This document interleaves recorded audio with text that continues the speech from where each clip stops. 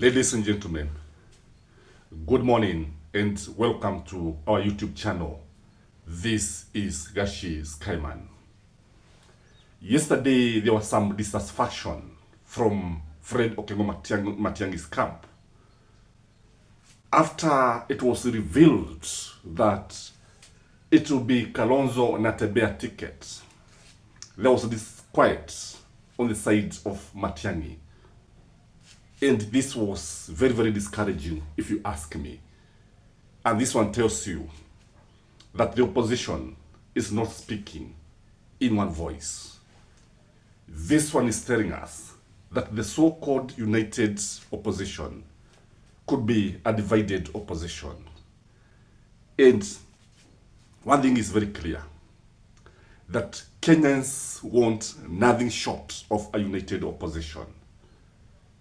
That Kenyans want all the opposition, in fact this one does not even leave ODM, they should unite and come up with an agreed presidential candidate. Without that, I think they could be preparing the swearing in of William Samoei Ruto in 2027. Ladies and gentlemen, I want to say this, that if William Samoei Ruto will be the president, if William Samoei Ruto will win the second term, things will be very, very bad for this nation. What we have seen, the abductions, the extrajudicial killings, the taxation, high cost of living, the collapse of the education system, corruption, and name it, will be just a tip of the iceberg. Things will be very, very bad. We have seen William Samoei Ruto supporters, actually allies, instead of even counting money, using machines or whatever they are doing, they are weighing the weight. I don't know people uzito wa pesa.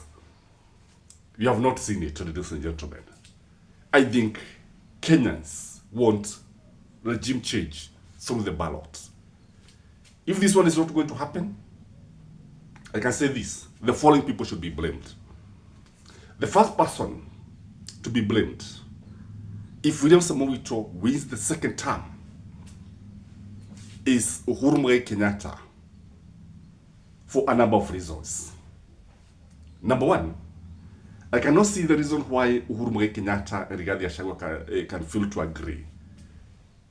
I don't understand why, if Jubilee is actually in the united opposition, why they have not actually expelled Sabina Chege.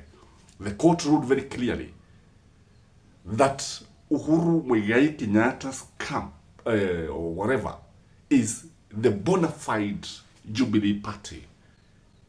And you know, Kanini Kega and Sabina Chege are in parliament courtesy of the nomination of Jubilee.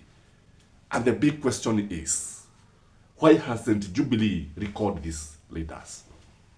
Number two question, red flag, why I think Uhuru Kenyatta will be blamed. When you look at Jubilee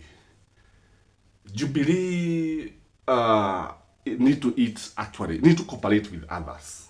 The truth of the matter is that Gachagua has done the donkey's work.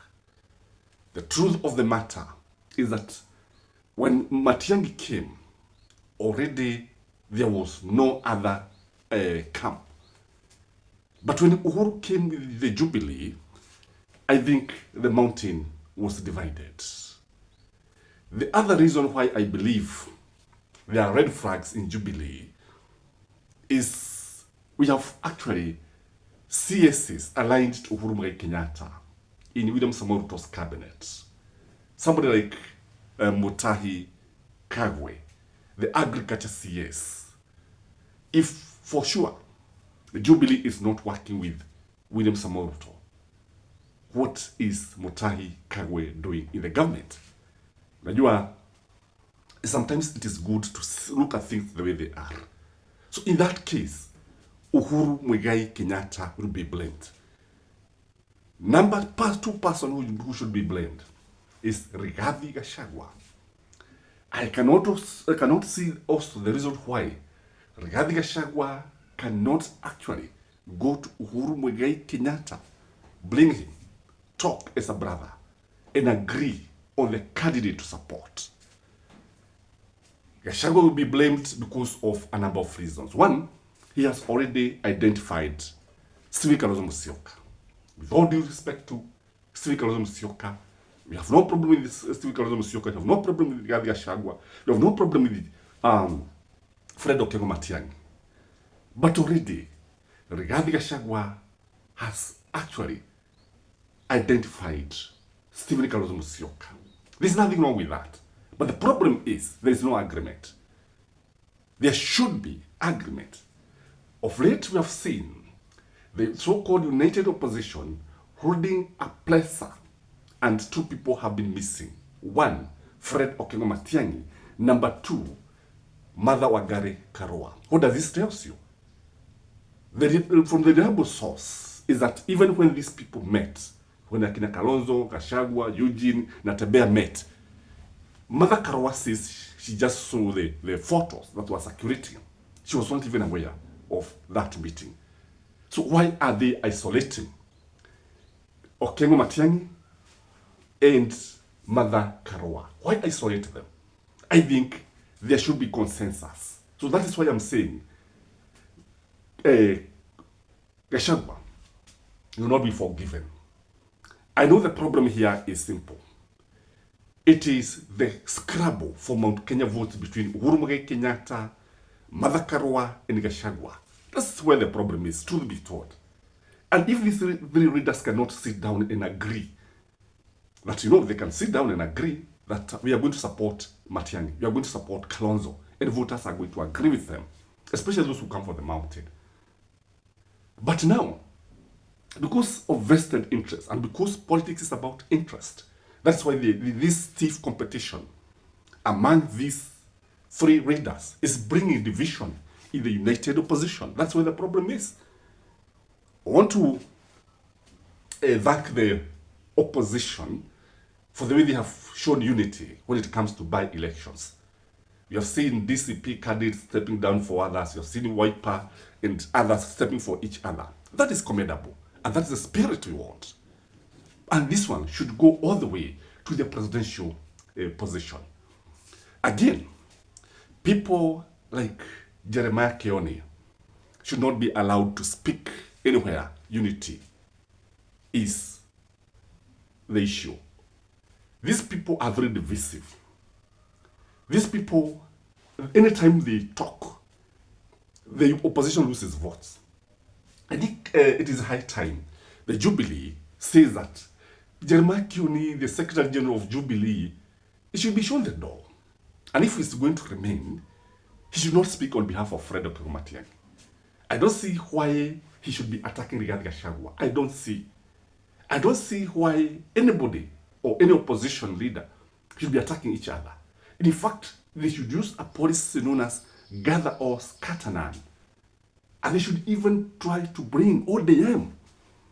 Go for somebody like Edwin Sifuna. Go for somebody like Babu Owino.